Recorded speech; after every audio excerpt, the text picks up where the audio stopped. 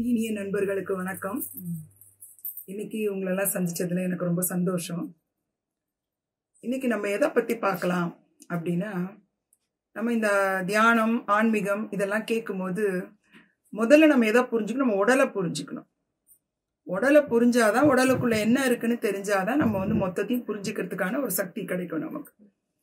உடலன்னு பொறுத்த வரைக்கும் நிறைய கேள்விப்பட்டிருப்பீங்க. 5 உடல்கள் இருக்கு, 5 உடல்கள் இருக்குன்னு கேள்விப்பட்டிருப்போம். அது பாத்தீங்கன்னா முதல்ல நம்மளோட பரு உடல், அதாவது நம்ம கையால தொடக்கூடிய உடல். அதுக்கப்புறம் ஒரு உடல் இருக்கு, அது பிராணமய உடல். அடுத்து மனோன்மய உடல், அடுத்து விஞ்ஞானமய உடல், அடுத்து ஆனந்தமய உடல் அப்படின்னு ஒரு 5 உடல்கள் இருக்கு. இதுல முதல் 2 உடலை நம்ம ஓரளவுக்கு உணர முடியும். இப்போ உங்களை தொட்டா உங்களுக்கு தெரியும். அது போல யாராவது உங்களை தொடுற மாதிரி பின்னாடி ஏதோ ஒரு உணர்வு நமக்கு தோணும் பாருங்க, அது 2வது உடல் மட்டும்தான் ஃபீல் பண்ணும். அந்த 2வது உடல்ல தான் நம்ம பழைய கர்மாலாம் ஸ்டோர் பண்ணிருக்கு அப்படின்னு நம்ம ஆன்மீக இதுல சொல்றாங்க பாடங்கள்ல. அதுக்கப்புறம் உள்ள உடல்கள் எல்லாம் நம்ம இந்த பூமியை விட்டு போகும்போது வேற உலகத்துக்கு டிராவல் பண்ணக்கூடிய உடல். அது நம்ம கூட தான் இருக்கும், ஆனா இங்க இருந்து அந்த உடல்களால போக முடியும். மற்ற 2 உடல்களும் இந்த பூமிக்கான சொந்தமான உடல்கள். ஓகேவா? அதே போல நமக்கு உள்ள 7 சக்கரங்கள் இருக்கு நம்ம உடல்ல, கேள்விப்பட்டிருப்போம். ஏன்னா அந்த வெளியில இருக்குன்னு சொன்ன பார்த்தீங்களா, அந்த பிராண உடல்ல அதுக்கு நிறைய நாடி நரம்புகள் இருக்கு. அதனோட முடிச்சுகள் எல்லாம் சேர்ந்துதான் இந்த 7 சக்கரங்களா நம்ம உடல்ல இருக்கு. இந்த 7 சக்கரங்களும் வரிசை என்னமோ கீழே இருந்துன்னு வச்சுக்கலாம். ஆனா அது கீழே இருந்து இருக்கிறதுனால அது கீழான சக்கரம், இது மேலான சக்கரம்லாம் ஒன்றும் கிடையாது. ஏன்னா பிரபஞ்சத்துக்கு எதுவுமே வித்தியாசம் கிடையாது. அது உடல் நம்ம நிக்கிறதுனால அது அப்படி இருக்குன்னு எடுத்துக்கலாம். இப்ப நம்ம படுத்தோம்னா அந்த எல்லா சக்கரங்களும் ஒரே நிலையில தான் இருக்கும் இல்லையா? படுத்தா அந்த சக்கரங்கள் ஒரே நிலையில இருக்கு. அதனோட வேலைகளும் சரி, அதற்கான மதிப்பும் சரி ஒன்றுதான். இதை நம்ம புரிஞ்சுக்கலாம். இப்ப நம்ம உட்கார்ந்து இருக்கும் போது அடியில இருந்து வர்ற சக்கரத்துல இருந்து நம்ம முதல்ல பார்க்கலாம். இந்த சக்கரத்துக்கு நிறைய விளக்கங்கள் நம்ம கேள்விப்பட்டிருப்போம். சில இது நமக்கு புரியாது. சில ஏதோ சொல்றாங்க, நம்ம கூட இருக்கிற உடலே நம்ம டாக்டர் சொன்னதான் நம்ம சரின்னு ஒத்துக்கிறோம் இல்லைங்களா? ஏன்னா நம்ம கூடயே இருக்கு, பிறந்து இருக்கு, நம்ம கூடயே போக போகுது. ஆனா அந்த உடலுக்கு ஒரு பிரச்சனைனா நம்ம உடனே டாக்டர்கிட்ட தான் ஓடுறோம். நம்ம உடலுக்குள்ள என்ன இருக்குன்னு நமக்கே தெரியல. இந்த 7 சக்கரங்களை பத்தி சொல்லும் போது அது தகவலாத்தான் இருக்கும். ஆனா நம்ம உணர்றதுக்காக ஒரு அருமையான வழியை பத்ரிஜி அழகா ஒரு பதிவுல சொல்லியிருக்காரு. அதைத்தான் உங்க கூட இப்ப நான் பகிர்ந்து கொள்ள போறேன். மூலாதார சக்கரம்னு கேள்விப்பட்டிருப்போம். மூலாதார சக்கரம், சுவாதிஷ்டானம், மணிப்பூரகம், மேல அநாகதம், அடுத்து விசுப்தி, ஆக்ஞா, சகஸ்ரா. இதான் இந்த 7 சக்கரம். முதல்ல இந்த இருக்கிற ஃபர்ஸ்ட் நான் சொன்ன 6 சக்கரமும் உடல்ல இருக்கு. அந்த 7வது சக்கரம் உடலுக்கு சம்பந்தம் இல்லாத சக்கரம், இருந்தாலும் அது நம்ம கூட தொடர்புல இருக்கக்கூடிய சக்கரம். ஏன்னா அந்த 7வது நிலையை அடையிறது தான் ஆன்மீகத்தோட உச்சம். ஓகேங்களா? இப்ப இந்த மூலாதார சக்கரத்தை நம்ம எப்படி புரிஞ்சுக்கலாம் அப்படின்னா, பேர்லயே அழகா இருக்கு. மூலம், ஆதாரம். மூலம்னா என்னது? நம்மளோட பிறப்பு. அந்த பிறப்பு உறுப்பு அருகில அது அமைஞ்சிருக்கும். நம்மளோட பிறப்பு, அதனோட ஆதாரம், அதனோட என்ன சொல்றது, அதனோட அதுதான் மொத்தம் நம்ம ஆரம்பிக்கிறதுக்கான முதல் இடமே அதுதான். அப்ப அது உடல் சம்பந்தப்பட்டது. ஓகேங்களா? அடுத்து சுவாதிஷ்டானம்னு சொல்றாங்க. அது எதை சம்பந்தப்பட்டதுன்னா மனம் சம்பந்தப்பட்டது. உடலுக்கு அப்புறம் நம்ம மனநிலைக்கு தான் போறோம். மனது சம்பந்தப்பட்டது. மணிப்பூரகம் அப்படிங்கிறது பாத்தீங்கன்னா அறிவு சம்பந்தப்பட்டது. நம்ம நிறைய தகவல்கள்லாம் கேட்டு ஒரு அறிவை நம்ம வளர்த்துக்கிறோம். அடுத்து அநாகதம், இது மௌனம் சம்பந்தப்பட்டது. நம்ம உடலை குறித்தும் மனதை குறித்தும் அறிவை குறித்தும் நிறைய தகவலை சேகரிக்கும் போது முதல் நமக்குள்ள வர வேண்டியது மௌனம். இந்த குறகுடம் கூத்தாடுற மாதிரி இருக்கக்கூடாது. முதல்ல மௌனம். எல்லா மகான்களுக்கும் அதை சந்திக்காம போக மாட்டாங்க. அவங்களுக்குள்ள ஒரு மௌனத்தை அனுபவிப்பாங்க. அதனாலதான் இந்த மௌன விரதமோ மௌன தியானமோ ரொம்ப ரொம்ப முக்கியம். தியானத்திலேயே நம்ம மௌனமா தான் இருக்கோம். ஆனா மௌன தியானம்ன்றது ஒரு நாள் எல்லாமோ இல்ல 3 நாள் கூட நம்ம இருக்கலாம். அந்த அநாகதத்தோட சக்தி இருக்கும்போதுதான் விசுப்தி. விசுப்தின்றது உண்மையை பேசுறது. அது இங்க தொண்டை சம்பந்தப்பட்டது. நம்ம இத்தனை இதையும் புரியும் போது நம்ம வாயிலிருந்து வர்றது எல்லாமே உண்மையாத்தான் இருக்கும். நம்ம நினைச்சாலும் அதை மாற்ற முடியாது. அடுத்து இருக்கிற சக்கரம் ஆக்ஞா. ஆக்ஞான்ற பேர்லயே அது அருமையான அந்த சக்கரத்துக்கான விளக்கம் இருக்கு. நம்ம கேள்விப்பட்டிருப்போம், ஒரு ஆக்ஞை, ஆர்டர், ஒரு என்ன சொல்றது, என்னோட இதுவே வந்து சட்டம் அப்படின்னு ஒரு ராஜா சொல்ற மாதிரி ஆக்ஞா சக்கரம். இது தியானம் சம்பந்தப்பட்டது. இப்ப இந்த ஆர்டர், அந்த தியானம் கரெக்டா இருந்தா கீழே இருக்கிற 5 சக்கரமும் ஆர்டர்ல இருக்கும் இப்படின்னு ரொம்ப அழகா நம்ம பத்ரிஜி சொல்லியிருக்காரு. இப்ப இந்த மூலாதார சக்கரம் உடல் சக்கரம்னு தெரியுது. இப்ப இந்த உடலுக்கு என்ன ஆற்றலை கொடுக்கலாம், எந்த நேரத்துல அது ஆற்றலை இழக்குது, எதனால நமக்கு பிரச்சனைகள் உடல் சம்பந்தமா வருது அப்படிங்கிறது இந்த மூலாதார சக்கரத்தை பத்தி பார்க்கும்போது நமக்கு புரிஞ்சுக்கலாம். 7வது சக்கரம் நான் கடைசியா முடிக்கும் போது சொல்றேன். இந்த மூலாதார சக்கரத்துல உடலுக்கு தேவை. நம்ம வந்து உடலை வந்து ஒரு கேவலமாவோ ஒரு அற்பமாவோ நினைக்க வேண்டிய அவசியமே கிடையாது. ஏன்னா இந்த பிரபஞ்சம் உடல் தான் கோவில், உள்ள இருக்கிற ஆன்மா தான் கடவுள்னு சொல்லுது. அப்படின்னா கோயில வந்து நம்ம வந்து வழிபடாம இருக்க போறது இல்லை. கோயிலுக்குள்ள நுழையும் போது படிக்கட்டு முத கொண்டு நம்ம தொட்டு கும்பிடுறோம், அப்புறம் தான் போய் உள்ள தெய்வத்தையே கும்பிடுறோம். உடல் மிக மிக முக்கியமானது. அதை நம்ம உண்மையா புரிஞ்சுக்கணும். உடலுக்கு சம்பந்தப்பட்டமான எல்லா மகிழ்ச்சியான விஷயத்தையும் நம்ம கொடுத்தே ஆகணும். இதுல வந்து ஒதுக்க வேண்டிய அவசியம் எல்லாம் கிடையாது. ஐயோ இதுல நம்ம அப்படியே நம்ம வற்புறுத்தி வலிக்கோட வேதனையோட எதையும் செய்ய வேண்டிய அவசியம் கிடையாது. உடலுக்கு மிகப்பெரிய ஞானம் இருக்கு. அந்த ஞானம் என்ன சொல்லுதோ அதை நம்ம கேட்கக்கூடிய ஞானம் நமக்கு இருக்கணும். அதை கவனிக்க வேண்டிய ஞானம் தான் நம்ம இங்க இருந்து ஆரம்பிக்கும் அந்த ஆர்டர். இப்ப நமக்கு இந்த மூலாதாரத்துல உடலுக்கான எல்லா தேவைகளையும் அது சொல்லுதுன்னு வச்சுக்கோங்க.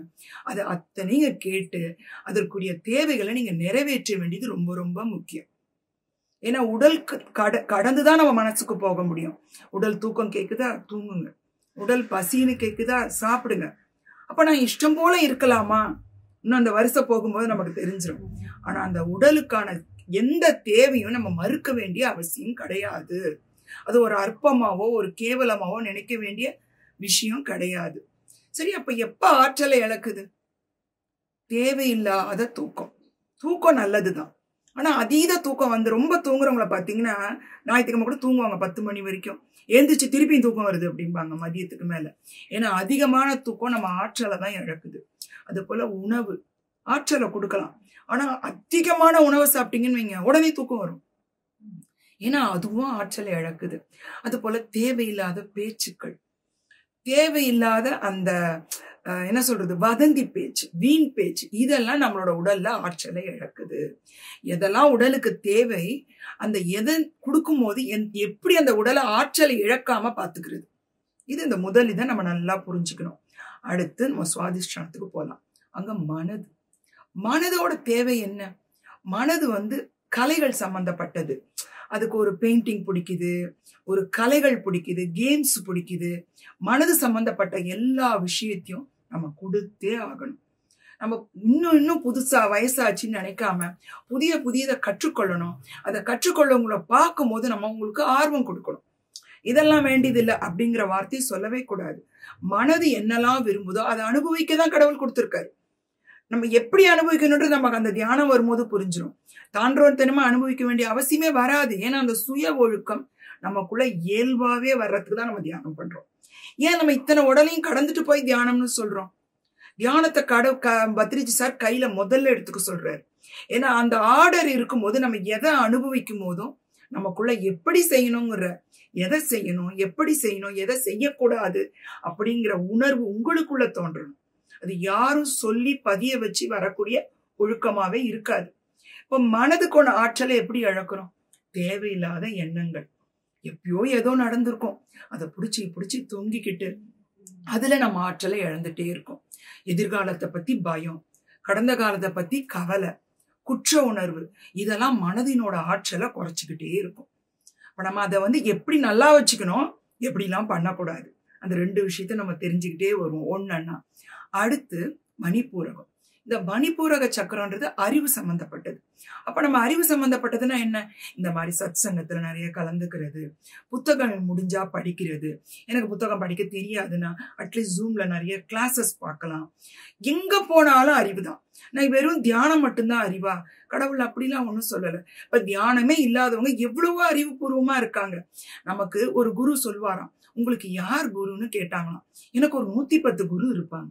என்னப்பா நமக்கு ஒரு குரு கூட கிடைக்க நம்ம தேடி பிடிக்க முடியல, இவருக்கு 110 குருவான்னு கேட்டா, நீங்க பாக்குற, கவனிக்கிற, செய்யற ஒவ்வொரு விஷயமும் ஒரு அறிவை உங்களுக்கு போதிக்குது. சிம்பிளா சொல்லுவோமே, ஒரு எறும்பு மழை வரப்போதுன்னு தெரிஞ்சா எறும்பு போய் உணவை சேமிக்குது. முன்னாடியே ஒழுங்கா இருந்துக்கோன்னு எவ்வளவு அழகா நமக்கு சொல்லி தருது. ஒரு சிலந்தி தன் வலையை எவ்வளவு அழகா கட்டுது. அந்த வலையில சிலந்தி சிக்கிக்கிறது இல்ல. நம்மளும் நம்மளை சுத்தி நிறைய வலைகளை கட்டிக்கிறோம், ஆனா நம்மளே அதுல சிக்கிக்கிறோம். சிலந்தி அவ்வளவு அழகான ஒரு பாடத்தை சொல்லி தருது. அத மாதிரி நம்ம கவனிக்கிற ஒவ்வொரு விஷயமும், ஒரு பூ மலருது, ஆகா நான் இன்னைக்கு இவ்வளவு அழகா மறந்துட்டேனே, இன்னைக்கே வாடிட போகுது, ஐயோ இன்னைக்கு சாகுறேனே அப்படின்னு ஒரு பூ கூட நினைக்கிறது இல்ல. மலரும் போது இந்த நறுமணத்தை யாருக்கோ கொடுக்குறேனே அப்படின்னு அது நினைக்கிறது இல்ல. எனக்கு ஒரு தண்ணி, ஒரு பக்கெட்டு கூட, ஒரு கப்பு கூட ஊத்தாதவன் என் பூவை பறிச்சுட்டு போறானே அப்படின்னு அது வேதனைப்படுறது இல்ல. அதனோட இயல்புல அழகா இருக்கு. இப்படி நம்மளை சுத்தி இருக்கிற அத்தனை குரு கிட்ட இருந்தையும் நம்ம அறிவை பெற்றுக்கணும். இதுதான் உண்மையான அறிவு. அறிவுன்றது ஒரு புத்தகத்திலயோ ஒரு ஆள்கிட்டயோ இருக்கிறது இல்ல. பிரபஞ்சம் மொத்தமும் அறிவு தான். இந்த அறிவை நம்ம பெற்றுக்கிட்டே இருந்தோம்னா நம்மளோட ஆற்றல் கூடும். எப்ப இழப்போம் உங்களுக்கே தெரியும். எதெல்லாம் நமக்கு தேவையில்லையோ, அது ஒரு குப்பைகளா நம்ம சேர்த்து வைக்கிறோமோ, அந்த அறிவானது நம்மளோட ஆற்றலை கண்டிப்பா இழக்கும். இப்ப நம்ம எதெல்லாம் ஆற்றல் கிடைக்கும்னு தெரிஞ்ச பிறகு இந்த அநாதக சக்கரத்துக்கு வரும்போது ஒரு மௌனத்தை நமக்குள்ள உணரணும். ஏன்னா பிரபஞ்சத்தின் மொழி மௌனம் தான். அது நம்ம கூட எப்பவுமே தொடர்புல இருக்கு, ஆனா அது மௌன தொடர்புல இருக்கு. சில குருமார்கள், ஓஷோ சொல்லுவார், நான் நிறைய பேசுறேன், ஆனா என்னால நல்லாவே எனக்கு தெரியுது என் வார்த்தைகள் அவங்கள புரிஞ்சு கொள்ள வைக்க முடியாது. ஏன்னா ஒவ்வொரு வார்த்தைக்கும் ஒவ்வொருத்தருக்கும் ஒரு மாதிரி புரிதல் இருக்கும். என் வார்த்தைகள், 2 வார்த்தைகள் நடுவுல இருக்கிற மௌனம் எப்போ அவங்களுக்கு புரியுதோ அப்பதான் அவங்களுக்கு உண்மையான புரிதல் வரும் அப்படின்னு ஓஷோ சொல்வாராம். அந்த மாதிரி அநாதக சக்கரத்துல மௌனமா இருக்கிறது எப்படி? மௌனத்துல நம்மளை கவனிக்கிறது மட்டும் இல்ல, பிரபஞ்சத்தையே நம்ம கவனிக்கணும்.